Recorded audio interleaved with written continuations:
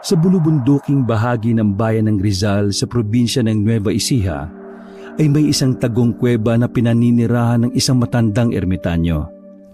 Siya ay si Tatay Cardo, na kahit matanda na ay makisig pa rin at ni hindi man lang umuugod-ugod ang pangangatawan. Napakahaba ng kanyang buhok at balbas at puting-puti ang kulay. Ang kutis naman niya ay matingkad na kayumanggi. May lahi siyang aswang na gabunan, kaya ganoon ang kanyang itsura. Nagbuhat pa siya sa Antique at dito napadpad sa Nueva Ecija na nagtatago sa mga tao. Minsan, nang lumabas bandang tanghaling tapat si Tatay Cardo mula sa kuweba para sana maganap ng mga tuyong sanga para gawing panggatong sa kalapit na gubat-gubatan, sa di kalayuan ay may namataan siyang nakahandusay na binata sa damuhan. Nilapitan ito ni Tatay Cardo. Aba, bakit may nakahandusay na tao rito? Anong ginagawa nito rito? Hindi man lang natakot at nangahas na pumarito sa gubat na mag-isa. Maya-maya'y biglang umungol ang nakahandusay na binata habang sinisipat ni Tatay Cardo. Lolo, tulong. Kailangan ko ng... At kapag kuwa'y naputol ang gusto pa sanang sabihin ng binata dahil tuluyan na itong nawala ng malay. Wawang bata naman ito. Namumutlan at mukhang hinang-hina na. Parang nagigising ang pagdanasa kung muling kumain ng laman ng tao at uminom ng sariwang dugo. Napakatagal ko na rin hindi nang bibiktima ng tao. Ito na lang yata ang gawin kong pananghali at panghapunan mamaya. Parang hindi naman matanda si Tatay Cardo nang walang anumang buhatin niya ang walang malay na binata at pasanin sa kanyang balikat. Pagkaraan ay sumibad siyang parang kidlat pabalik sa kanyang tagong kuweba sa gilid ng bundok. Sa loob ng madilim-dilim na kuweba'y inilapag niya ang binata sa isang malapad na pahaba at lapad na bato. Teka, ano kaya ang sadya ng binatang ito sa gubat? Kanina'y nangungusap ang kanyang mga mata habang nagsasalita. May kung anong gustong hilingin sa akin. Tama. Hindi ko ito maaaring patayin.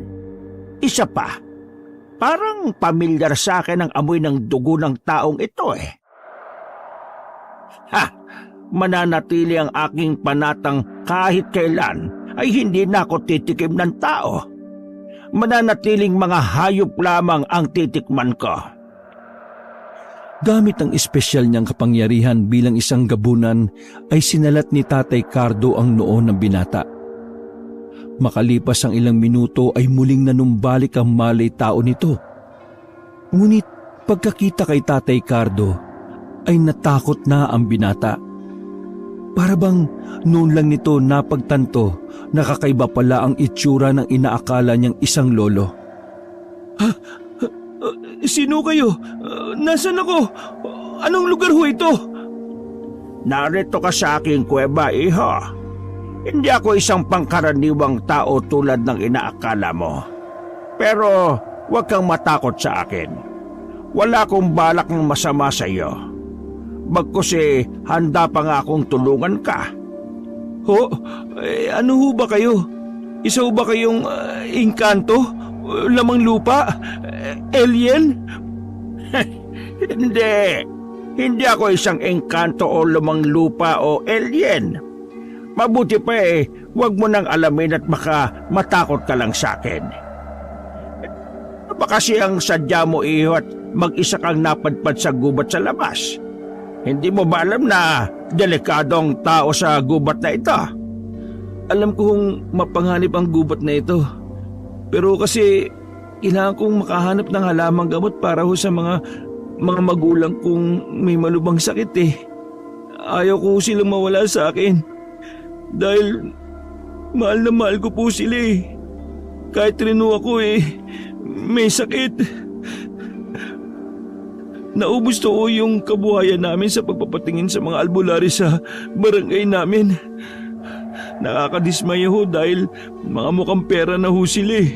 At ginagatasan na lang ho kaming mga mahihirap na walang sapat na kakayahan na makapanggamot sa mga ospital. Pati ho mga formula ng mga halamang gamot nila'y mahal. At ayaw ko ho nilang ituro kung paano maghalo-halo. Kaya napilitan ho akong magsariling sikap sa paghahanap ng formula. Ay, ganun ba iho? Napakaswapang at napakasasama naman pala ng mga albularyong yan. Mabutit na lamang ko ang sitwasyon mo at sitwasyon sa baryo ninyo sa kamay ng mga albularyong yan. Hayaan mo iho at tutulungan kitang pagbayari ng mga albularyong yan. Sa papanong panahon ninyo sila pagbabayarin, Lo, mahirap din ho silang kantiin dahil may kapit din ho sila sa barangay official sa amin. Madalas ho nagsasabuatan sila para makontrol kami mga mahihirap Tawagin mo na nga lang pala akong Tatay Cardo, iho. Kung tungkol sa paraang gagawin ko, huwag mo nang alalahanin yon. Katulad ng sinabi ko sa iyo, isa kong hindi pangkaraniwang tao. Ako ang bahala sa masasamang mga albularyo sa baryo ninyo. Oh? Ano ho ba talaga kayo? Pwede ko ho bang malaman, Tatay Cardo? Alam mo ba kung bakit mapanganib sa lugar na ito ng gubat-gubatan? Walang taong nakakakita sa akin ang nananatiling buhay. Kaya walang nakakaalam tungkol sa akin at ang tagong kuwebang ito. Anong ibig niyong sabihin? Mamamatay ang sinumang taong makakita sa inyo? Bakit ho ako? Bakit buhay pa ho ako? Buhay ka pa dahil gusto kitang tulungan. Lalo na ngayon, nalaman ko ang sitwasyon mo at ang inyong baryo. Ngayon hahayaan kitang mabuhay. Ngunit sa 3 kondisyon. Ano hong kondisyon? Una, huwag kang matatakot sa akin. Ikalawa, walang dapat makaalam ng tungkol sa akin liban sa iyo. At ang ikatlo, sa oras na ipaalam mo sa iba ang tungkol sa akin, papatayin kita 10 ng buo mong angkan sa karumal-dumal na paraan. At siya nga pala, isa akong gabunan. Gabunan? Hindi ho ba kayo nagbibiro? Mukha ba ako nagbibiro?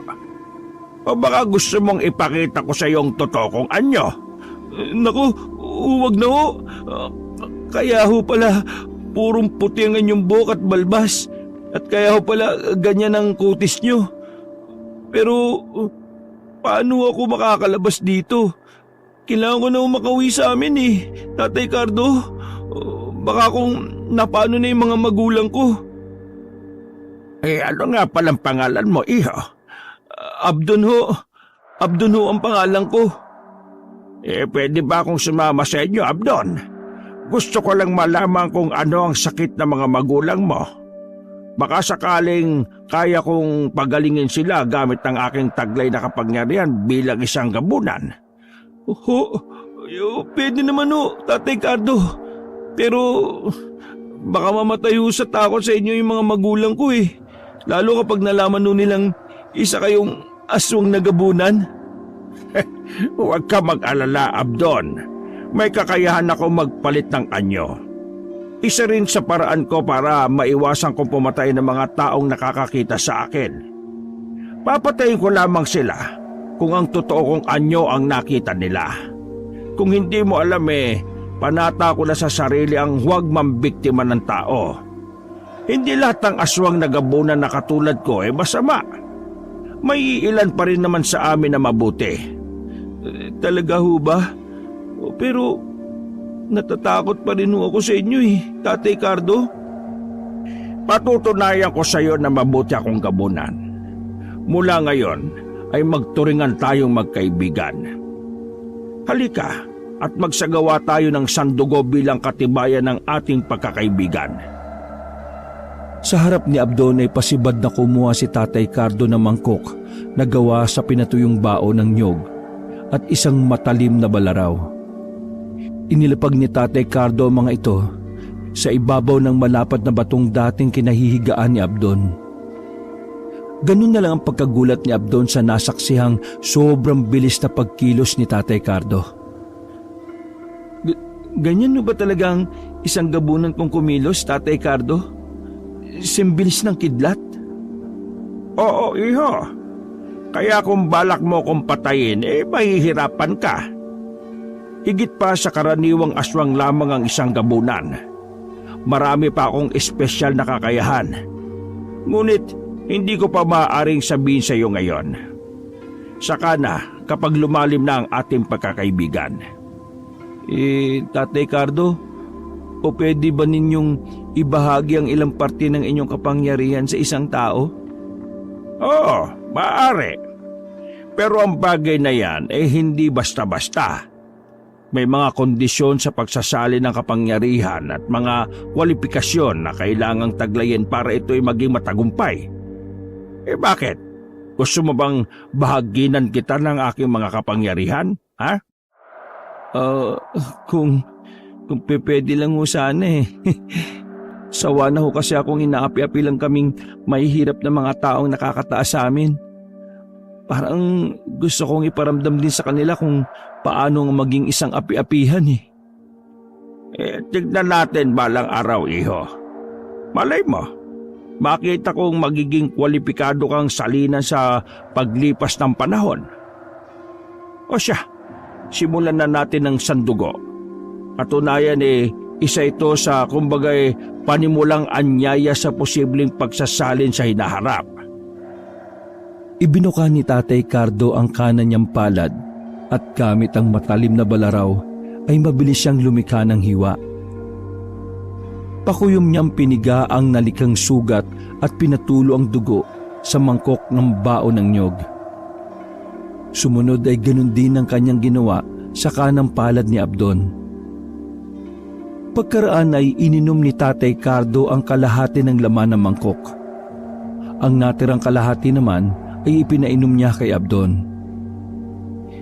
Biglang nagkikisay si Abdon matapos niyang mainom ang natitirang pinagsamang dugo sa mangkok. Mistula siyang parang kinukumbulsyon at ang mga matay halos tumirik.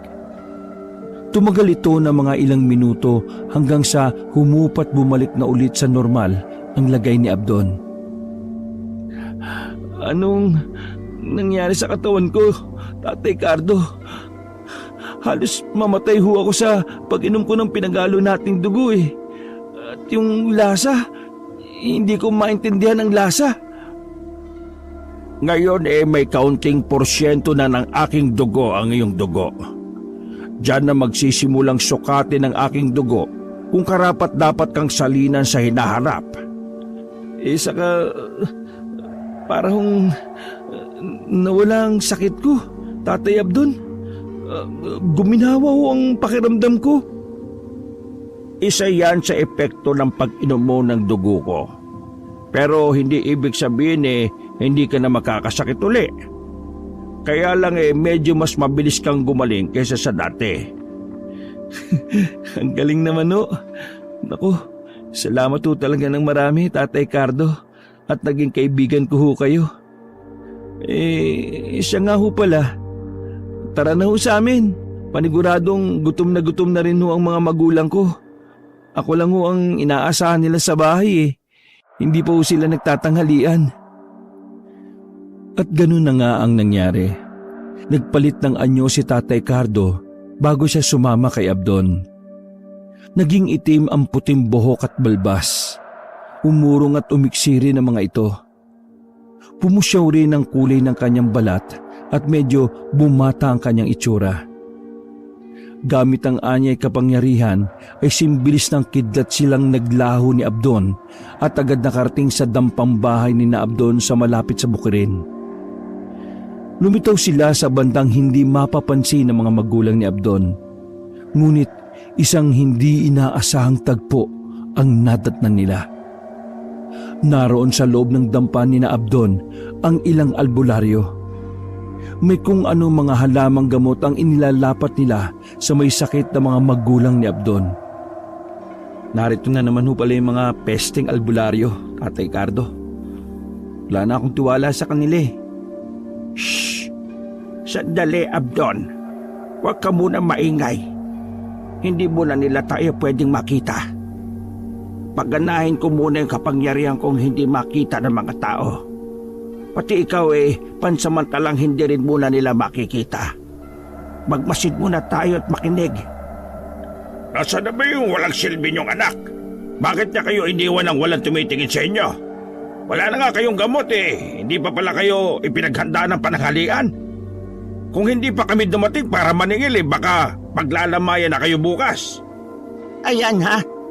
Nilapatan namin kayo ng formula ng halamang gamot para sa sakit ninyo. Heto ba ang isang boteng pampahid ninyo sa tuwing sinusumpong kayo? 2, 3 na pala. At baka kulangin. Hindi yan libre ha. Ililista kong utang na naman ninyo na babayaran nyo sa susunod na katapusan ng buwan. Kapag nagpatuloy na hindi kayo nakakabayad kada buwan, ay mapipilitan kaming ilitin ang bukid na sinasaka ng anak ninyo. Entiendes? Sa akin naman, gwapo naman at maganda ang katawan ng anak ninyo. Mukhang dax pa. Pwede na sa akin na siya ang ibayad ninyo. Solve na ako kahit matikman ko lang siya ng minsan. At kapag talagang na-enjoy ko siya, promise, next time na need ang serbisyo ko, libre na always. Maawa naman kayo sa amin. Alam niyo naman na kayo lang ang maaasahan namin. Wala kaming kakayahang magpadoktor sa bayan. Saka walang-wala rin kami. Saka huwag niyong sasalingin ang anak ko. Hindi ako makakapayag. Baka pwedeng saka na kami magbayad kapag nakabawi na kami at makaluwag-luwag. Ang tanong kailan pa kayo makakabawi? At talagang nangangarap pa kayong aasenso balang araw? Nako Imelda, sa panahon ngayon, ang mahirap ay lalong humihirap. Bakit mo? Kasi nandito kaming nakakaangat at tuntungan lang kayo ng mga paa namin. Ang sama naman ng tabas ng dila mo. Sa bagay, ano ba namang aasahang lalabas sa bulok na dila kundi puro kabulukan? Balang araw, yang dila mo rin na magpapahamak sa'yo. Abahoy! Islaw, lantang kalabaw.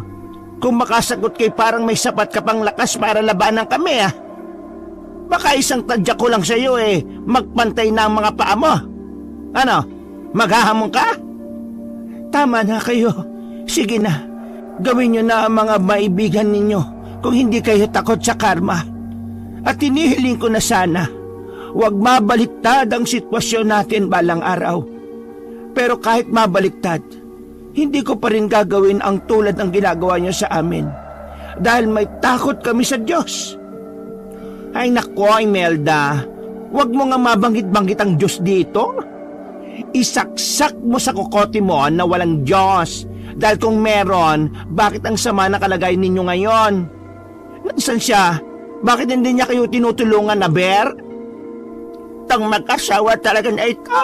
Ay naka, pigilan niyo ako at gustong-gusto ko na talagang ingod-god ng mga pagmamukha nila sa tae ng kalabaw. Sa puntong yon, hindi na nakapagpigil si Abdon. Tatangkay na sana niyang sugurin ng 3 albularyo nang mawala ng invisibility na pinaggana sa kanya ni Tatay Cardo. Ngunit mabilis si Tatay Cardo. Inunahan niya si Abdon. Sing bilis ng kidlat niyang dinala ang 3 albularyo sa isang bahagi ng gubat na maraming mababagsik na bubuyog. Sinalat niya ang pugad ng mga bubuyog at pasibad na iniwan ang mga albularyo roon. Ang kawawang 3 albularyo ay walang nagawa kundi magsisisigaw ng saklolo habang kumakaripas ng takbo. Dinumog sila ng galit na mga bubuyog. Ay Diyos ko, sana tayo? Bakit bigla tayo napadpad dito? Bakit ang daming bubuyog? Nanang ko pa! Ay naku, aray ko! Oh my gosh! Gadaming bees! Ang flashlight ko! I cannot! Oh! Ay Nako, may sa engkanto yata ang pamilya nila Islao. Tingnan nyo, bigla na lang tayong napadpad dito. Aray ko, lang yung bubuyog na mga ito Aray, nako magsitakbo na tayo. Samantala, pabalik sa dampa sina Abdon. Abdon anak, nariyang ka na pala. Mabutit dumating ka na. Ang mga pesteng albularyo, pumarito na naman sila habang wala ka. Sinamantala na naman nila kami anak. Kailangan na natin gumawa ng paraan anak. Kung kailangan natin gumamit ng dahas, siguro'y panahon na. Sumusobra na ang mga albularyong yon. Masama silang ehemplo sa iba. Kaya pati yung ibang albularyo gumagaya na rin sa kanila. Hayaan nyo, inay, itay. Ako ang bahala sa mga yon. May isa po akong kaibigan makakatulong ko para may pagiganti ko kayo. Habang nagsasalita si Abdon, ay lumitaw muli si Tatay Cardo sa bandang likuran niya. Hindi yun napansin ni na Imelda at Islao. Naramdaman ni Abdon ang presensya ni Tatay Cardo kaya napabaling siya rito. Heto na pala siya, inay, tay, ang kaibigan ko. Siya po si Tatay Cardo. Tatay Cardo, sila po mga magulang ko, si Nanay Imelda at si Tatay Islao. Magandang hapon. Kayo pala mga magulang ni Abdon. Kaluguran kong makilala kayo. Cardo, ikaw ba talaga yan? Kilala mo siya, Islao? Islao, kaya pala pamilyar sa akin ang amoy ng dugo ng iyong anak. Ikaw pala ang kanyang ama. Ikaw na pala yan. Dati no kayo magkakilala ni Itay, Tatay Cardo? Paano nangyari yun? Mahabang kwento anak. Imelda, kung isasalaysay namin sa inyo, baka magulat rin kayo. At huwag sana kayong mabibigla na si Cardo ay hindi normal na tao. Anong ibig mong sabihin, Islao? Kung hindi siya normal na tao, ano siya? Huwag sana kayo matakot, inay. Ako rin po alam ko na kung ano talaga si Tatay Cardo. Sikreto lang po natin ito at tayo-tayo lang po makakaalam. Si Tatay Cardo po, inay, ay isang aswang. Aswang na gabunan. Ha? Diyos ko, siya na ba yung dati mong ikinukwento sa akin, Islao? Totoo pala yun. Akala ko gawa-gawa mo lang. Paano kayo nagkakilala ng anak ko, Cardo? At saan ka ngayon nagtatago? Mabutit hindi ka natuksong lapangin si Abdon. Nakita ko siyang nakahandusay sa labas ng tagukong kuweba sa gilid ng bundok. Islao, dinala ko siya sa kuweba ko. Totoong muntik ko na siyang pagbalakang biktimahin. Ngunit naamoy ko sa kanya ang amoy ng iyong dugo. Kaya bigla kong naalala ang panatang ipinanata ko sa harapan mo noon na hindi na ako ulit kailanman titikim ng laman at dugo ng tao bilang pasasalamat sa pagliligtas mo sa akin noon. At heto, siya palang anak mo. Tulad mo'y nagsagawa rin kami ng sandugo bilang katibayan ng aming pagkakaibigan. Natikman ko rin ang kanyang dugo, ngunit hindi nagising ang aking pagkagabunan sa dahilang sagrado ang sandugo. Ikinalulungkot ko palang ipaalam sa iyo, Cardo, na ang dugo mo sa akin ay nawala ang talab. At ang nakita kong dahilan ay dahil sa kung ano-anong halamang gamot ang ineksperimento sa amin ng mga albularyong yon. Huli na nang mapagtanto ko na kaya pala kay dali ko ng kapitan ng sakit. Idagdag pang tumanda na rin ako. Peste nga talagang may tuturing ang mga albularyo rito sa baryo ninyo, Islao. Hindi dahil sa banta sila sa akin bilang isang aswang, kundi dahil sa hindi magandang paraan nila ng pag-i-eksperimento ng mga gamot sa mga tao. Buti na lang at nalaman ko. Mula ngayon si Abdon ang aasahan kong maaaring salina ng aking mga kakayahan bilang gabunan sa hinaharap. Poprotektahan ko siya laban sa mga mapagsamantalang mga albularyo rito sa inyong baryo. Tama ba ang narinig ko, Islao? Si Abdon sasalinan ng mga kakayahan ni Cardo. Ibig sabihin magiging isa ring aswang na gabunan ng anak natin? Aba, hindi yata maganda yon. Naiintindihan kita, Imelda, kung bakit ayaw mong masalinan ng dugong gabunan si Abdon. Ngunit nakipagsandugo na siya kay Cardo. Huwag ka mag-alala. Mabuting gabunan si Cardo at naisasalin din yon sa pamamagitan ng dugo. Isa pa hindi basta-basta ang pagsasaling magaganap. May mga kwalipikasyong kailangan pang makita ng dugo ni Cardo sa anak natin. Panahon na lang ang makapagsasabi kung karapat dapat siyang salinan o hindi. Ganun ba? Pero bakit kasi kailangan pa ang pagsasalin? Bakit nauubos na ba ang mga gabunan para kailanganin pang magsalin? At sa isang tao pa talaga? Doble kasi ang ilalakas ng naisali na kakayahan ng isang gabunan kung sa tao ito isasalin. Mahalaga ito lalo na kung kailangan talunin ng isang masamang gabunan. Isa pa, matanda na rin si Cardo na pares natin. Sayang ang kanyang kapangyarihan kung hindi ito may sasalin sa iba. Habang nag-uusap pa sina Tatay Cardo at ang kanyang mga magulang, walang ano-ano ay naulinigan ni Tatay Cardo gamit ang matalas niyang pandinig ang paparating na pulutong ng mga tao sa munting dampa ni na Abdon. Teka, naririnig kong may paparating na grupo ng mga tao at papunta na sila rito sa inyong dampa. Hindi nila ako pwedeng makita. Ngunit dito lang ako sa paligid. Humanda kayo. Naririnig ko ang tinig ng 3 albularyong nandito kanina. Sila ang nag-udyok sa mga tao na puntahan kayo. Teka, pakikinggan ko muna ang kanilang sinasabi. Nag-concentrate si Tatay Cardo para klarong marinig ang usapan, kahit malayo na hindi naman abot ng dinig ni na Abdon at ng kanyang mga magulang. May sa engkanto ang pamilyang yon, mga kababaryo. Dapat natin silang hulihin at ikulong bago pa sila makapambiktima ng ibang inosente. Tingnan niyo ang sinapit namin. Gusto ba ninyong maranasan ang sinapit namin? Tama, Kapitan. Pero ninyo yon, sa isang iglap, mula sa kanilang dampa, ay bigla na lang kaming napatpat sa gubat at sa tapat pa mismo ng pugat ng mga mababagsik na mga bubuyog. Sinong normal na mga tao makakagawa nun sa amin? May sakampo ng dilimang pamilyang yon ni na Islao. Kunwari pang may takot daw sa Diyos mga yon. Yung pala, mga kampo ng demonyo. Hulihin sila at pagbayarin sa nangyari sa precious kong Feslock. Ang mahal pa naman magpa-facial. Tapos, ang Feslock ko, binukbok lang ng mga bubuyog. O tara na mga kabarangay, magdala na rin kayo ng kahit na anong panlaban sa kanila kung sakaling mapalaban tayo. Maging alerto rin kayo. Matapos marinig ni Tatay Cardo ang mga usapan, ay binilinan na kagad niya sina Abdon ng mga dapat gawin bago pa man dumating ang pulutong ng mga tao.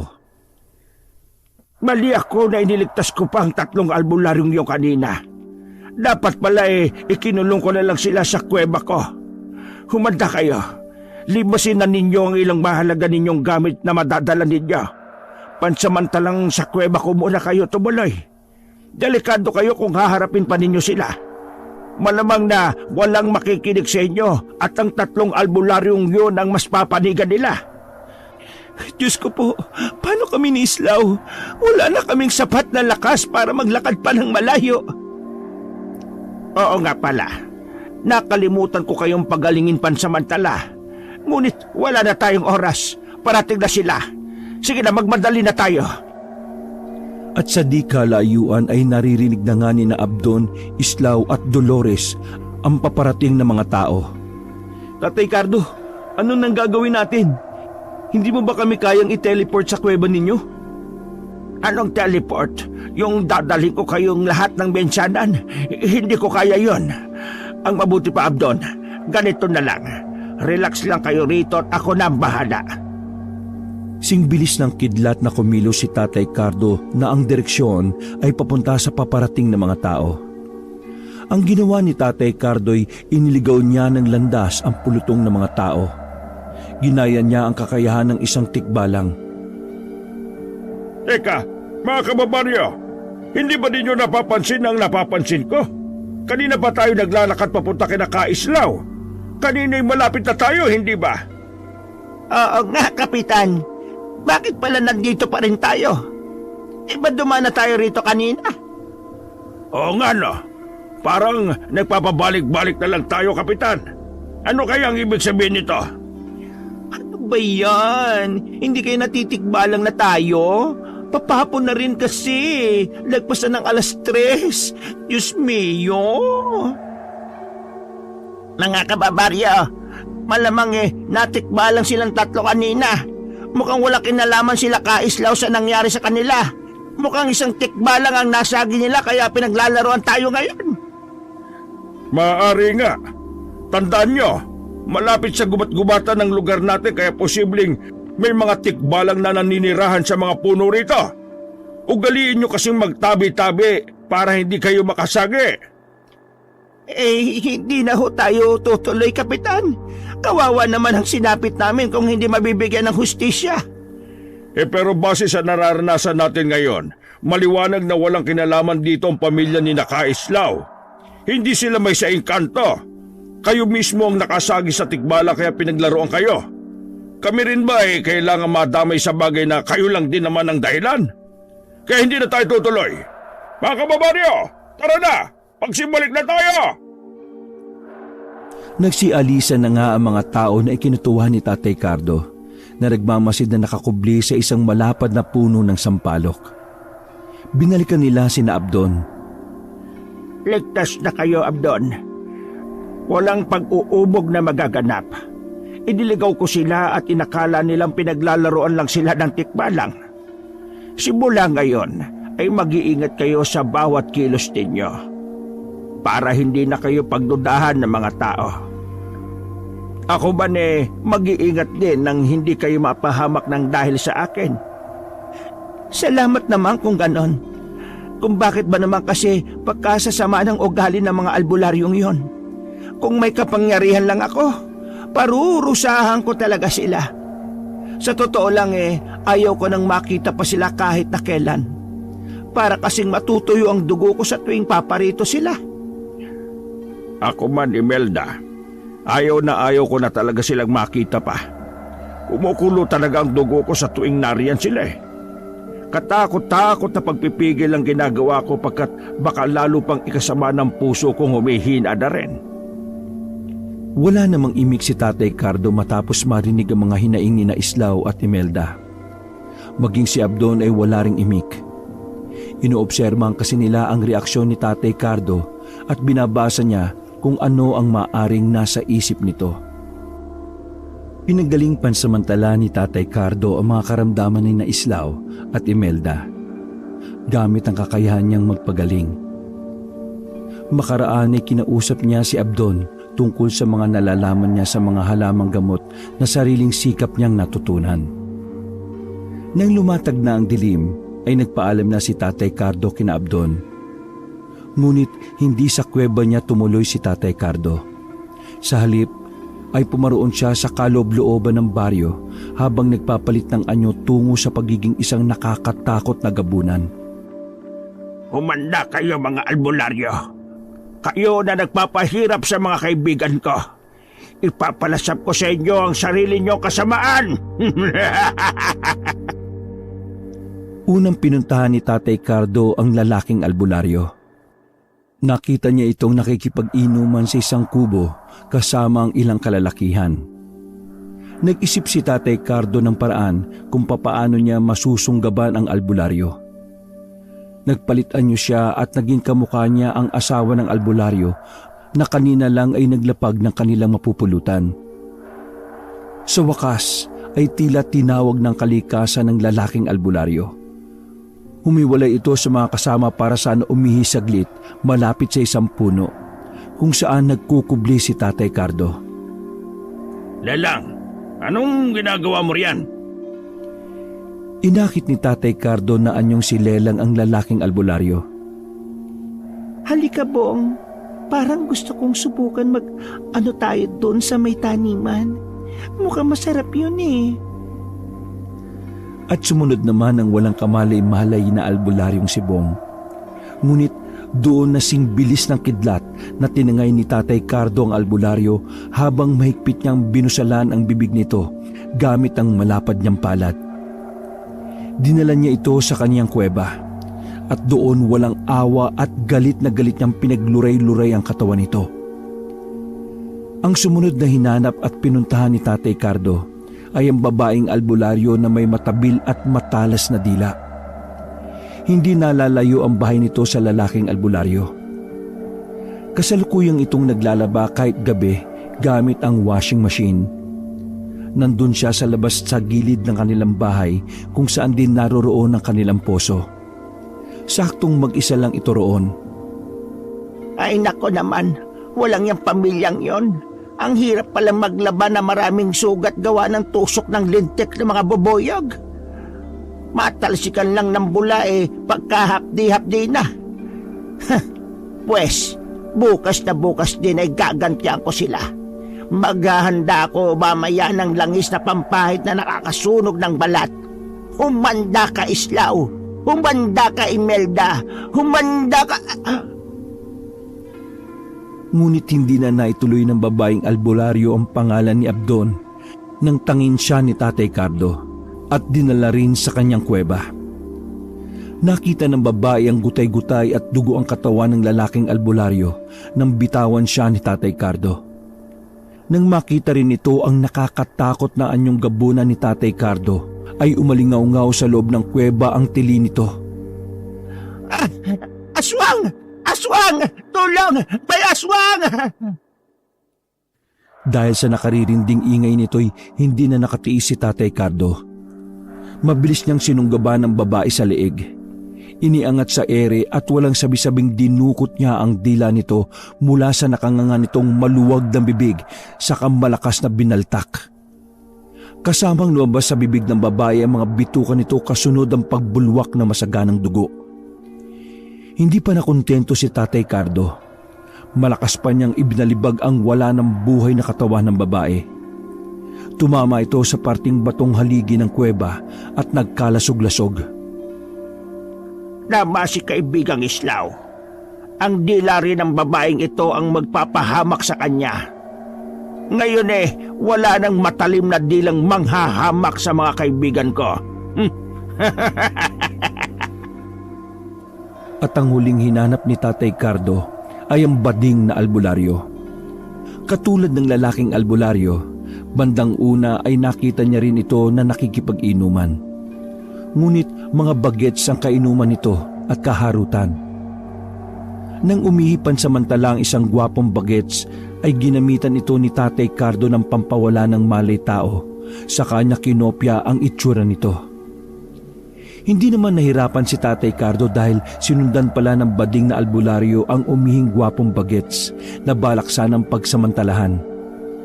Wala itong kamalay-malay na aswang na pala ang kanyang kaharap. Mabilis ulit na tinangay ni Tatay Cardo ang bading na albularyo at dinala muli sa kanyang kuweba. Hoy, saan mo ko dinala? Bakit ang dilim? Aba, mukhang game ka ha? Ngunit pagkaharap ng bading na albularyo sa inaakala niyang bagets ay nanlaki at namilog ang mga mata nito. Oh my gosh! Isweng! Saklaw-law! Isweng ha! Tulungan me! Tulungan me! Ngunit sa minalas-malas ay walang sino mang makakarinig sa malakas na tili ng bading na albularyo. Liblib ang lugar ng kuweba. Idagdag pang medyo kulob ito. Ang kaawa-awang bading ay walang tigil na pinaggutay-gutay ni Tatay Cardo ang katawan gamit ang kanyang matatalas na mga kuko. Nagkalat at umago sa sahig ng kuweba ang mga pira-pirasong laman at masaganang dugo. Nang sumunod na araw ay nabalita sa buong baryo ang pagkawala ng 5 katao. Kasama na nga roon ang 3 albularyong brutal na pinaslang ni Tatay Cardo. Nagdagdag pa siya ng 2 masamaring mga albularyo para hindi magduda ang mga tao at ibaling ang sisi sa pamilya ni Abdon. 5 araw pa ang lumipas at patuloy pa rin hinahanap ang mga nawawalang albularyo. At dito na nagsimulang mabahala ang pamilya ni Abdon. Islaw, hanggang ngayon pala ay hindi pa rin nahahanap yung 3 albularyong kinaiinisan natin. Alam mo bang nagsisimula na tayong pagdudahan ng mga kababaryo natin? Baka raw may kinalaman tayo sa pagkawala ng mga albularyo. Bakit naman tayo mababahala kung wala naman tayong ginagawa? Kung ano man ang nangyari sa kanila, ay karma na nila yon dahil sa kasamaan nila. Ang totoo, Islaw, ang anak natin si Abdon ang pinaghihinalaan nila. Saka, teka pala Islaw, hindi kaya may kinalaman dito ang kaibigan ninyo ng anak mo? Yung gabunan ba yon? Lihim na nakikinig si Abdon sa usapan ng kanyang mga magulang. Nang maisingit ng kanyang ina ang tungkol kay Tatay Cardo, ay dali-dali siyang lumabas ng kanilang bahay para puntahan si Tatay Cardo. Lingid sa kaalaman ni Abdon ay may isa palang binatang patagong nagmamanman sa kanya. Maingat itong sumunod sa walang kamalay-malay na si Abdon hanggang sa makarating siya sa tagong kuweba ni Tatay Cardo. Nagtago ang binata sa mga palumpo ng mga halaman nang pumasok si Abdon sa isang lihim na lagusan sa gilid ng paanan ng bundok. Samantala, sa loob ng kuweba, Oh, Abdon, bakit napasugod ka sa kuweba ko? Meron bang hindi magandang nangyari sa mga magulang mo? may kinalaman ka ba, Tatay Cardo, sa pagkawala ng mga albularyo sa baryo namin? Ano ang ginawa mo sa kanila? Oo, Abdon. Pinatay ko sila bilang ganti sa kanilang kasamaan. Ipinakita ni Tatay Cardo kay Abdon ang mga bakas ng dugo sa sahig ng kuweba. Makikita rin ang ilang buto ng tao at naroon din ang 5 bungo ng kanyang mga biktima. Nang mamasdan ng mga ito ni Abdon, ay halos masok siya at panginigan ng mga kalamnan sa labis na pagkasindak. Hindi ako likas na masamang gabunan, Abdon. Ngunit masakit sa akin na nakikitang naghihirap ang kalooban ng aking mga kaibigan nang dahil sa kasamaan ng mga albularyong yan. Nang marinig ko ang mga hinaing ng mga magulang mo nang dahil sa kanila'y nalipos ako ng matinding galit, kaya nagawa ko silang pagbayarin sa kanilang masasamang ginagawa. Naiintindihan naman ho kita, Tatay Cardo. Pero may hindi magandang konsekwensya ang inyong ginawa eh. Alam niyo ho bang ako ang pinaghihinalaan ng mga tao sa amin na may kinalaman sa pagkawala ng 5 albularyo? Mainito ako ngayon sa kanilang mapagmasid na mga mata. Sa sinabi ni Abdon ay hindi nakaimik si Tatay Cardo.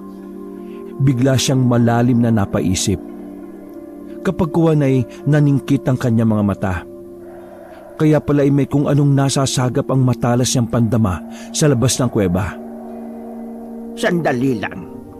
Mag-isa ka lang bang pumarito sa kuweba ko, Abdon? Oo. Wala akong kasama at maingat ho akong pumarito. Iniwan ko sila inay at tatay sa bahay. Bakit ho ba? Nararamdaman kong may isang taong sumunod sa iyo at naghihintay siya sa labas. Hindi maganda ang nararamdaman ko sa isang ito. Nararamdaman ko ang puwersang salungat sa taglay kong kapangyarihan bilang isang gabunan. Isang antingero ang isang yon. Ho? Isang antingero? Naku, Tatay Abdon, baka iniisip niyong nagtawag ako ng antingero ha? Hindi ko magagawa yun, Tatay Abdon. Oo, alam ko, iho. Hindi ka talaga maaaring magtawag ng antingero dahil ikaw ay meron na rin kaunting porsyento ng dugong gabunan at sa puntong ito ay kalat na yon sa iyong katawan. Alam kong nararamdaman mo na rin ang antingero sa labas. Ngunit hindi mo lang napapansin na tumatalas na ang iyong mga pandama. Sa sinabi ni Tatay Cardo ay sinubukang pakiramdaman din ni Abdon ang kanyang mga pandama. Nang gilalas pa siya nang matukoy niya ang antingerong nagkukubli sa may labas ng kuweba. Totoo ngang matalas na rin pala ang kanyang mga pandama. Totoo nga, Tatay Cardo. Matalas na nga ho pala ang aking mga pandama. Ibig sabihin ho ba nito na isalin na rin ho sa akin ang inyong mga kapangyarihan? Nakapagtataka, iho. Sa iyo'y napakaigsi lang ng panahon na kailangan at kwalipikado ka na kagad para sa pagsasalin. Nararamdaman kong panahon na nga para isalin ko sa iyo ang kalahati ng aking mga kapangyarihan. Isa pa'y mukhang hinihingi na rin ang panahon at pagkakataon. Agad ay isinagawa ni Tatay Cardo ang ritual ng pagsasalin sa harap ni Abdon. Mariing pumikit si Tatay Cardo at matamang nag-concentrate. Maya-maya pa'y biglang nanginig ang buo niyang katawan. Ang anyo niya ay nagpabalik-balik ng palit sa anyong tao at anyong gabunan, na parabang naglalaban ang kanyang dalawang katauhan. Mga ilang minuto rin itong naganap at ang huminto'y biglang may isinuka si Tatay Cardo na sinalo niya ng kanyang palad. Isang makintab na itim na bato na parang kalahating biluhada ang hugis. Labis na hiningal si Tatay Cardo sa isinagawa niyang proseso. Kunin mo itong batong ito, iho. Bakas ang pagkamanghasa mukhang tumalima si Abdon sa utos ni Tatay Cardo. Naroroon din ang kinang ng kanyang mga mata at pananabik sapagkat yun ang pinakahihintay niya. Ang masalinan ng mga nakamamanghang kapangyarihan ni Tatay Cardo. Lunukin mo na kagad, iho, bago pa man yan kusang bumalik sa akin. Malakas pa ang balanin yan sa kalahating bahagi nito na nasa akin pa. Ang kalahating bahagi nito ay hindi ko pa maaaring ibigay sa iyo sa ilang kadahilanan. Isa pa'y kailangan mo munang gamayin ang pagdadala ng batong yan sa iyong katawan. Hindi biro-biro ang pagdaraanan mo dahil dyan. Dahil sa kasabikan ay nilunok nga kagad ni Abdon ang nasabing itim na bato. Ngunit bigla siyang parang nasamid nang marinig ang mga huling tinura ni Tatay Cardo. Hindi niya naisip kagad yon. Ano ho, Tatay Cardo? Ibig niyong sabihin may matindi pa akong pagdaraanan dahil sa batong nilunok ko? Sabihin nga ninyo sa... Hindi na ituloy ni Abdon ang gusto pa sana niyang sabihin nang walang ano-ano'y nanginig din ng buo niyang katawan ng ubod ng tindi na pares ng nangyari kanina kay Tatay Cardo. Unti-unti ring nagkulay abo ang kanyang buhok at bahagyang umitim ang kanyang kutis. Malakas na napapaungol si Abdon dahil sa hindi niya maipaliwanag na nararamdaman sa kanyang katawan. Halos maglabasan din ang kanyang mga ugat sa katawan at nagmistula siyang parang kinukuryente ng mataas ang boltahe. May isang oras ang itinagal ng kakaibang nangyayari kay Abdon. Matapos nga ito'y humandusay na lamang siyang bigla nang wala ng malay. Alalay namang sinapo ni Tatay Cardo ang lupaypay na katawan ni Abdon, kung kaya hindi bumagsak sa mabatong sahig ng kuweba. Nang muling bumalik ang malay ni Abdon, ay matinding pagsusuka naman ang kanyang dinanas. Halos isuka niya ang lahat ng laman ng kanyang sikmura. Isang buwan mo yang daranasin, Abdon. Ibig sabihin ay kailangan mo munang malayo sa mga tao sa loob ng isang buwan. Dito ka muna sa aking kuweba. Kasunod niya'y magsisimula ng hanapin ang iyong katawan ng sariwang dugo at laman. Ngunit hindi ka maaaring mambiktima ng tao. Sa halip ay mga hayop lang ang maaari mong biktimahin. Tutulungan kita sa bagay na yan ng pagdidisiplina sa sarili. Tulad ng dati kong ginawa nung manata ako sa iyong ama na hindi na ako mambibiktima ng mga tao. Pero paano sila inay at itay? Ako na ang bahala sa kanila, Abdon. Sa ngayon ay ihanda mo muna ang iyong sarili sa pamumuhay na tulad ng isang ermitanyo sa loob ng isang buwan. Habang nagsasalita pa si Tatay Cardo, ay naramdaman na naman niya ang pagkilos ng antingerong nasa labas ng kuweba. Ngayon nararamdaman niyang natuntunan nito ang sikretong lagusan papasok ng kuweba. Si Abdon man ay gayon din. Nararamdaman din niya ang antingerong yon. Pero may isang bagay siyang natuklasan na ikinababahala niya. Pamilyar sa kanya ang amoy ng antingerong yon. Dito ka muna, Abdon. Nakapasok na ang pangahas na antingero dito sa kuweba. Kailangan natin maging alerto pagkat ang mga antingero ay may taglay na mga pangontra sa mga aswang na tulad ko. At tulad mo na rin. Pero sandali ho, Tatay Cardo. Parang pamilyar ho kasi sa akin ang amoy ng sino mang yun na nakapasok sa kuweba. Palagi ko kilala ko siya. Sigurado ka ba, iho? Kung gano'n ikaw muna ang kailangan niyang makaharap. Magmamasid muna ako't hindi mo na magpapakita. Ngunit kapag nakikita kong nanganganib ka, ay saka ko aatake. At ikaw naman tumakas palabas ng kuweba. Sige na. Ganun nga ang nangyari. Si Abdon ang humarap sa antingerong ingat na pumasok sa looban ng kuweba. Kahit madilim-dilim ang paligid, ay malinaw namang nakikita ni Abdon ang lalaking antingero dahil nga sa tumalas ang kanyang mga pandama. Agad niya itong nakilala. Ang kababata't matalik niyang kaibigan ay nagbalik na pala sa kanilang baryo. Dahil sa bugso ng kagaalakan ay tinangka ni Abdon na masayang salubungin ng matalik na kaibigan. Deo, tama! Ikaw nga, Deo! Nakabalik ka na pala sa baryo natin!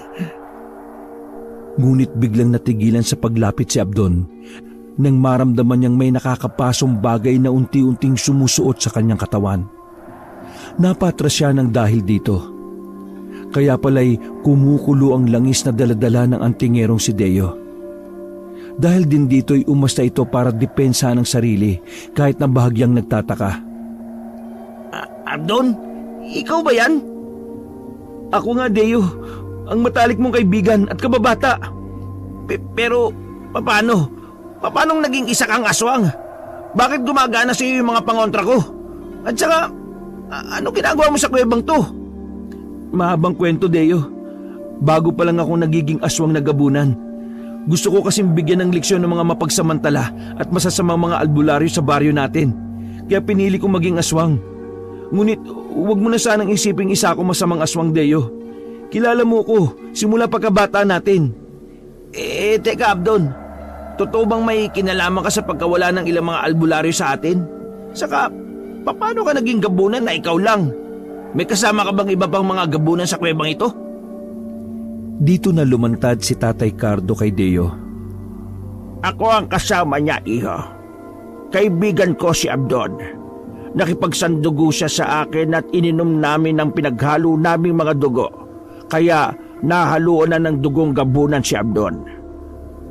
Pagkakita kay Tatay Cardo, ay alertong hinawakan ni Deo ang hawak niyang mutya na panlaban sa malalakas na uri ng aswang na tulad ng mga gabunan. Iniakma niya ito sa direksyon ni Tatay Cardo na bahagya ring napaatras. Sa puntong ito, humarang naman si Abdon para protektahan si Tatay Cardo. Sandali, Deo. Huwag ka munang gumawa ng aksyon. Hindi masamang gabunan si Tatay Cardo. Ang totoo'y kaibigan din siya ng tatay ko noon pa man, nung dating nasa Visayas siya. Namuhay si Tatay Cardo bilang isang ermitanyo sa tagong kuwebang to at umiwas sa mga tao. Hindi siya nambibiktima ng mga tao dahil may panata siya kay Itay na hindi na siya kailanman mambibiktima ng mga tao. Tanging mga hayop na lamang ang binibiktima niya. Siya bang may kinalaman sa pagkawala ng mga albularyo sa baryo natin? Oo, iho. Ako ang dahilan ng kanilang pagkawala. Pinatay ko sila, ngunit hindi ko sila kinain. Kaya ko lamang nagawa yun ay para bigyang hustisya ang masasamang ginagawa nila sa inyong mahihirap na mga kababaryo. Tulad na lamang ng pamilya ni Abdon. Hindi ko masikmura ang kanilang kasamaan at pananamantala. At bilang halimbawa na rin sa ibang mga albularyo para hindi sila pamarisan. Ang totoo niyan, iho, hindi ko pa malalaman ang masaklap palang dinaranas ng mga kababaryo ninyo sa kanilang mga kamay kung hindi pa napadpad rito si Abdon malapit sa kuweba ko. Ganun ho ba? Pero alam mo ba ninyong may nauna pa sa aking sumunod kay Abdon at nagmamanman sa kanya? Isa ho yung albularyo. Bumalik na ho yun sa baryo at malamang ibinalita na sa mga kababaryo namin ang tungkol sa lihim na kuwebang ito na pinasukan ni Abdon. Sa kanilang narinig ay makahulugang nagkatinginan sina Abdon at Tatay Cardo. Si Deo na may nagpatuloy pa sa pagsasalita. Alam niyo rin po ba na nagtatawag sila ng mga antingero para tumulong sa paghahanap sa inaakala nilang nawawalang mga kaalbularyo nila? At isa na nga ako ron. Mabuti na lang at sinundan ko ang albularyong bumuntot kay Abdon. Kung hindi hindi ko pa malalaman ang punot dulo ng lahat. Tatay Cardo, ano nang gagawin natin? Malamang paparito sila sa kuweba at uumugin tayo. Makukulong tayo at masusukol sa kuwebang ito. Makakaya ho ba natin ang pinagsanib na puwersa ng mga albularyo at mga antingero? Hindi biro-biro mga antingerong kinalap nila, Abdon. Mahirapan kayong kalabanin sila. Tatay Cardo, ano ang plano natin? Matamang nag-isip si Tatay Cardo. Nagpalipat-lipat ang matiim niyang mga titig kina Abdon at Deo. Kay Deo mas nagtagal ang kanyang titig na parabang tinatansya niya ito. Hindi mapagamay ang pagiging isang gabunan, Abdon. Kung mas napaaga sana ang pagkakagamay mo rito ay makakaya natin silang labanan. Hindi pa tuluyang nagigising ang dugong gabunan sa sistema mo. Ngayon ay kailangan natin ng tulong. Kailangan natin ng tulong nitong kaibigan mo. Oh, ako? Pero paano ko kayo matutulungan? Ang kakayahan ko ay kontra sa inyong kapangyarihan bilang isang aswang. Tama ka, iho. Pero hindi mo ba alam na may kapangyarihan din ng isang gabunan tulad ko na kumopya ng ibang mga kapangyarihan at kakayahan? Yun ang natitirang nasa akin na hindi ko pa naisasalin kay Abdon. Ibig niyo bang sabihin balak niyong kopyahin ang kapangyarihan ni Deo bilang isang antingero, Tatay Cardo? Oo, Abdon. Tama ang iyong iniisip. Madali lang ang proseso kung papayag si Deo. Gagamitin natin ang makukopya nating kapangyarihan mula sa kanya na pangontra rin mismo sa mga antigero. Wala akong problema sa akin, Tatay Cardo, kung gusto niyong kopyahin ang mga kapangyarihan ko bilang antingero. Tapat ako sa kaibigan kong ito, simula pa man nung bata pa kami. Alam ko rin nung mapagkakatiwalaan ko rin kayo kung paanong nagtiwala sa inyo si Abdon. Salamat, Deo ha. Salamat talaga ng marami, kaibigan ko. May isang bagay lang akong inaalala, Tatay Cardo. Ngunit ang sasabihin pa sana ni Cardo ay mabilis na pinutol ni Tatay Cardo. Hindi na yun mahalaga, iho. Wala na tayong sapat na panahon para isipin pa yon. Nararamdaman ko nang kumikilos na sila patungo rito. Kailangan na nating magmadali. Wala namang nagawa si Deo kundi ang mapailing na lang sa gustong mangyari ni Tatay Cardo. Palhim niyang pinaglipat-lipat ang matamang mga titig sa matandang ermitanyo at sa kanyang kaibigang si Abdon. Nakadama siya ng kaunting awa sa kaibigang halata sa mga mata na may malalim ding iniisip. Isinagawa na nga ni Tatay Cardo ang pangungopya sa mga kapangyarihang pang-antingero ni Deo. Katakot-takot ang panginginig ng mga kalamnan ni Tatay Cardo at hindi mailarawang matinding pag-ungol ng paghihirap ang nasaksihan sa kanya ni Deo at Abdon. Halos umusok din ang buong katawan ni Tatay Cardo, kasabay ng tila nagre-rebelding pagpapalit anyo niya tungo sa pagiging isang gabunan. Nagtikwasan ang kanyang mga mahahabang puting buhok. Bahagya rin siyang umangat sa ere at pagkadakay mabilis na umikot na parang trumpo. Kasunod nito'y may mga tila maliliit na kidlat na nagbuhat sa umiikot na si Tatay Cardo. Natapos ang proseso nang huminto ang pag-ikot ni Tatay Cardo sa ere. Lupaypay na bumagsak siya sa sahig at unti-unting bumalik sa anyo niyang tao. Nang bumalik ang malay tao niya'y bigla siyang nagsuka ng dugo kasama ang isang makintab na kulay puting bato na umuusok pa. Ang hugis nito ay kapares ng itim na batong ibinigay dati ni Tatay Cardo kay Abdon. Malamang ay yun ang kalahating bahagi ng bato na nakay Abdon. Abdon, kunin mo ang puting bato at itago mo. Magsisilbing proteksyon mo yan laban sa mga antigero, pati na sa mga albularyo. Pero bakit kulay puti ho ito? Naging puti dahil sa kapangyarihang pang-antigero. Mahigpit kong ibibilin sa iyo na hindi mo muna pwedeng lunukin yan hanggat hindi mo pa nagagamay ng lubusan ng pagiging isang gabunan. Sa ngayon proteksyon mo muna yan laban sa mga antigero at albularyo na mga ngahas na saktan ka. Magsisilbi mo ring pananggalag yan para hindi nila maramdaman na isa kang gabunan. Pero paano ho kayo, Tatay Cardo? Wala na akong natirang bato sa inyo. Hindi ko matatanggap to. At balak sanang ibalik ni Abdon ang puting bato kay Tatay Cardo, ngunit pinigilan siya ng huli.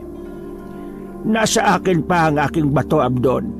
Ang nasa iyo'y kopya lamang, pero singlakas at katulad lang din ang nasa akin. Kaya huwag mo kong alalahanin. Sigurado ho ba kayo, Tatay Cardo? Paano kung...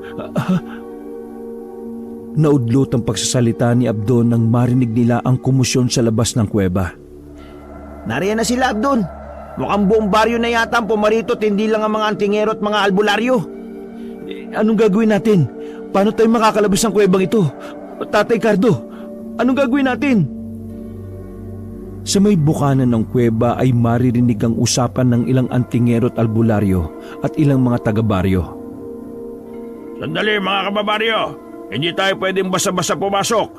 Hindi pa natin sigurado kung ano talaga ang Abdon na yon. Hindi ko mawari ang nadedetekta ng aking mutya. Parang may kung anong humaharang na kakaibang puwersa. Anong puwersa? Baka naman peke ang taglay mong mutya. Sayang lang ang ibinayad namin sa inyo kung ganon. Anong peke? Peke ang mga mutya namin? Sa totoo lang ay may kakaibang puwersa talagang nanggagaling sa loob. Ngayon ko lang naengkwentro ang ganitong puwersa. Mahirap ipaliwanag. Baka po ako, Tigero. Ganun din bang nararamdaman nyo sa puwersang nagbubuot sa loob? Tama ka, kapatid. Sa kapakaramdam ko rin hindi talaga tayo makakapasok ng mga antingero. Parang patulak ang puwersa mula sa loob Kayo mga albularyo, baka kayo ang pwedeng makapasok. Anak ng... Kami ba talaga ang pauunahin ninyo? Wag pala kayo mga antingero kayo Mukhang nagsasabi naman sila ng totoo. Kilala ko sila ng mga mahusay talagang mga antingero. Kaya nga sila ang tinawag ko O siya, ako na lang ang magpapatiyuna sa loob. Marami naman tayong dalang makabuhay at mga langis na pangontra ng mga aswang at mga antingero, tama? Sige na, tayo na nga mauna. Total, hindi rin naman kumukulo ang mga langis natin Tara nang hanapin ang damuhong Abdon na yon. Malaman ko lang na may kinalaman talaga siya sa pagkawala ni Nabong at ng iba pa nating mga kaalbularyo mananugot siya sa akin. Nagpatiunang ang pumasok ang dalawang albularyo na hawak-hawak ng mahigpit ang mga dala nilang nakabotelyang mga pangontrang langis at hinugis na pulseras na mga baging na makabuhay. Nagsindi rin sila ng sulo na pang-ilaw sa madilim-dilim na looban ng kuweba. Abdon! Abdon! Alam namin nariyan ka sa loob! Nakita ka ng isa namin kasamahan na pumasok dito! Harapin mo kami at magpaliwanag ka!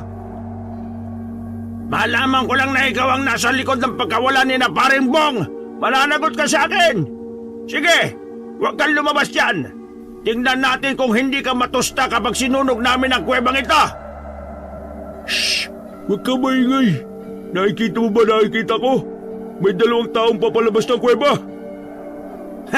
Sa wakas, lumabas din ang Abdon na yan! Mga kasama!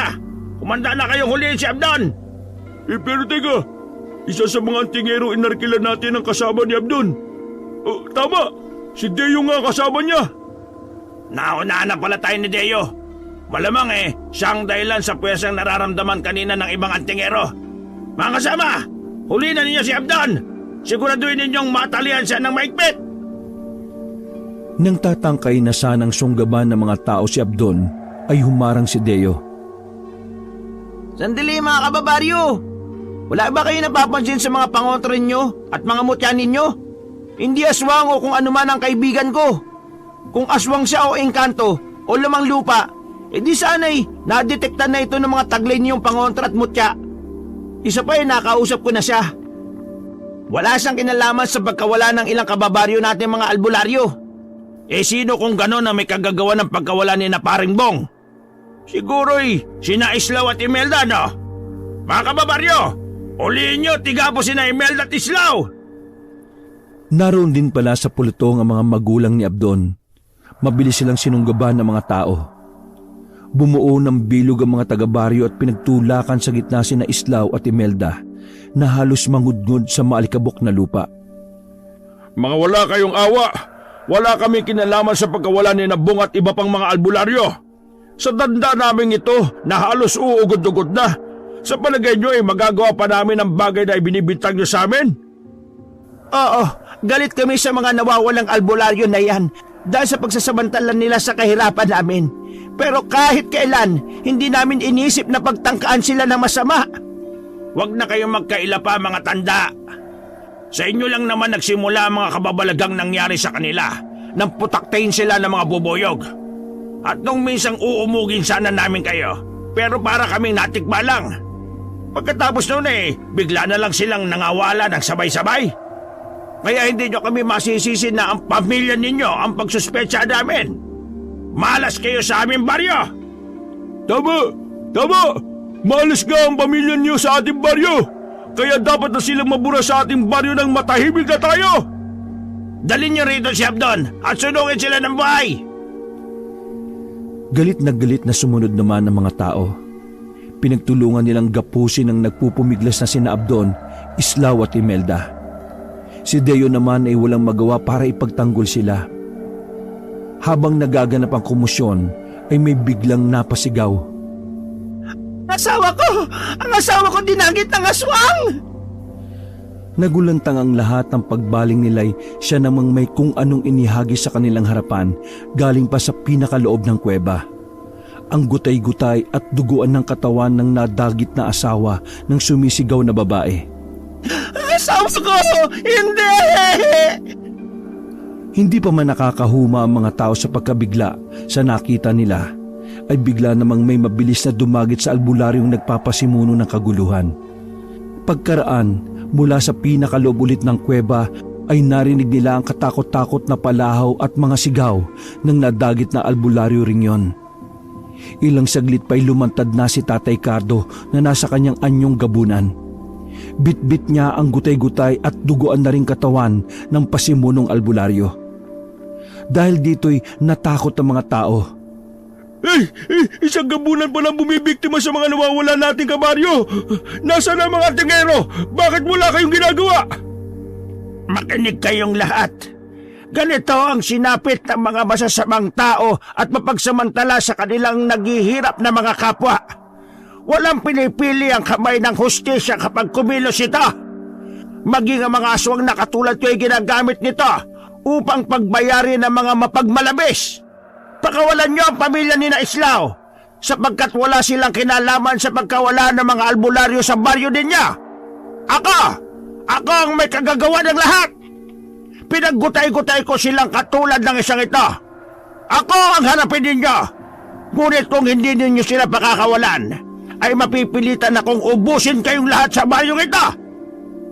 Inihagis ulit ni Tatay Cardo sa harap ng pulutong ng mga tao ang bitbit niyang gutay-gutay na katawan ng pasimunong albularyo.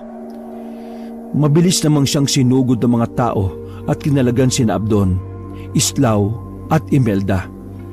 Si Abdon, pagkakalag sa kanya ng ipinangtali sa kanyang matibay na lubid, ay tatangkain sanang agad na takbuhin si Tatay Cardo.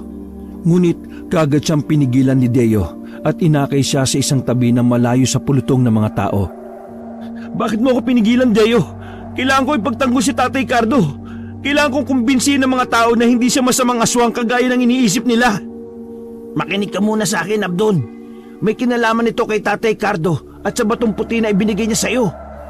Ano bang meron sa kalahating batong puti? Akin na, ipakita mo sa akin. Inilabas ni Abdon ang batong puti mula sa bulsa ng kanyang puruntong na maong. Dahil sa pagkopya ni Tatay Cardo sa mga kapangyarihan kong pang-angtingero, nagkaroon ng pansamantalang telepathic field sa pagitan namin. Nag-uusap kami sa isip, Abdon. Ang batong ito, ang orihinal na batong kalahati ng itim na bato na nasa loob mo.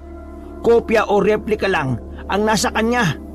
Ibig sabihin ay mas mahina ang nasa kanya. At ang kapangyarihang naroon ay hihina ng hihina habang ginagamit. Ha? Paano? Ibig sabihin, hindi. Kailangan kong tulungan si Tatay Cardo laban sa mga antingero. Tatangkain sanang pumuslit ni Abdon para puntahan si Tatay Cardo. Ngunit pinigilan siyang muli ni Deo. Hindi pa tapos, Abdon. Ibiniling ka sa akin ni Tatay Cardo tungkol sa kung paanong paggaganayan ng batong puti sa loob mo. Kapag nilunok mo na ito sa hinaharap, magtutulong daw tayo sa atas na maging mga tagapagtanggol ng mga naaapi sa lipunan. Ako lang daw ang may kakayahang pigilan ka. Kapag natukso kang gamitin sa kasamaan, ang ipinamana niyang kapangyarihan sa'yo. At isa pa Hindi na pinatapos ni Abdon si Deo sa sinasabi nito. Pwersahan na siyang pumiglas para puntahan at tingnan kung ano na ang nangyayari kay Tatay Cardo sa kamay ng mga antingero. Si Deo naman ay wala nang nagawa. Ang ginawa na lang niya ay akayan sina Islao at Imelda palayo sa kaguluhang nangyayari. At para na rin hindi nila makita ang sasapitin ni Tatay Cardo. Sa bukana ng kuweba'y nasaksihan ni Abdon si Tatay Cardo kung paanong buong tapang pa rin siyang nakikipaglaban sa mga antingero kahit ang kapangyarihang taglay nito bilang isang gabunan ay unti-unti nang nanghihina. Sige, tapusin na ninyo ang matandang gabunan na yan para wala nang mga haspang mambiktima sa ating mga kababaryo. Ibuhos nyo na ang lahat ng mga kapangyarihan nyo. Sige, ibuhos nyo lahat. Pero sinasabi ko sa inyo, may babangon pang bagong lahi pagkatapos ko. Isang bagong lahing mas makapangyarihan pa sa akin na kahit mga antingerong tulad ninyo'y wala nang magiging panama. At siya, sila ang magiging tagapagtanggol ng mga naaapi at maglalapat ng hustisya sa mga nasisiil. Wala na, tanda. Huwag ka nang mangarap. Masakit umasa sa walang katiyakan. Paano pag may susunod sa'yo? Buburahin ka na nga sa mundo sa oras na ito. Ala, sige mga antingero! Tuldo ka na ninyo ang hiniga ng salot na ito! Pinagsanib puwersa na ng mga antingero ang kapangyarihan ng kanilang mga mutya laban kay Tatay Cardo. Si Abdon naman ay walang magawa. Kahit pilitin niyang sugurin sana para pigilan ng mga antingero, ay para namang may malakas na puwersang biglang pumigil sa kanya. Kaya pala'y puwersa yun ng kalahating batong puti na nasa kanyang bulsa. Ito ang kusang pumipigil sa kanya. Gusto rin sana niyang sumigaw ngunit pati tinig niya ay ayaw lumabas. Mistula siyang nasa isang panaginip. Nakikita niya ang masaklap na mga nangyayari ngunit wala siyang magawa. Sa huli, natuklasan na lamang ni Abdon na may isang nakasisilaw na kidlat na inilabas ang mga nagsanib puwersang mga antingero at mabilis na tumama ito sa tapat mismo ng puso ni Tatay Cardo. Nagkikikisay ang buong katawan ng kaawa-awang si Tatay Cardo na bumubulwak ang masaganang dugo sa kanyang bibig. Habang unti-unting napapaluhod hanggang sa tuluyang malukmok sa lupa. Sa wakas, wala nang salot na gagambala pa sa ating baryo mga kababaryo. Naipagiganti na rin natin ang sinapit ng ating mga kapatid na albularyo. Salamat sa ating mga antingero. Salamat sa inyong lahat! At nagsigawan sa kagaalakan ng mga tao. Pagkatapos nito'y isa-isa na silang nagsialisan sa lugar na yon. Ang tanging naiwan na lamang ay sina Abdon, Deo at ang mag-asawang Islao at Imelda. Sabay-sabay nilang nilapitan ang wala ng buhay na si Tatay Cardo. Tatay Cardo, bakit sa ganito nauwi ang lahat? Hindi ko matanggap, Tatay Cardo! Tatay Cardo! Isa siyang napakabuting gabunan, anak. Isinakripisyo niya ang kanyang buhay para sa atin. Napakabusilak po ng puso niya. Hindi lamang niya kayo iniligtas kundi plinano rin po niya ang para sa kinabukasan niyo. Siniguro ho niyang may susunod pa rin sa kanya na magiging tagapagtanggol ng mga naaapi. Isinakripisyo niya ang kanyang kapangyarihan para ito'y mapahusay pa at magamit ng susunod na lahi. Tahan na, Abdon, anak. Mula ngayon, alam kong ikaw na ang papalit sa papel ng iyong Tatay Cardo. Nagtiwala siya sa iyong hinding-hindi mo siya bibiguin. At salamat din sa iyo, Abdon, at magiging parte ako ng iyong papel. Kaluguran kong maging laging nasa tabi ng matalik kong kaibigan. Ipinapangako ko ring hindi ko bibiguin si Tatay Cardo sa mga inihabili niya sa akin.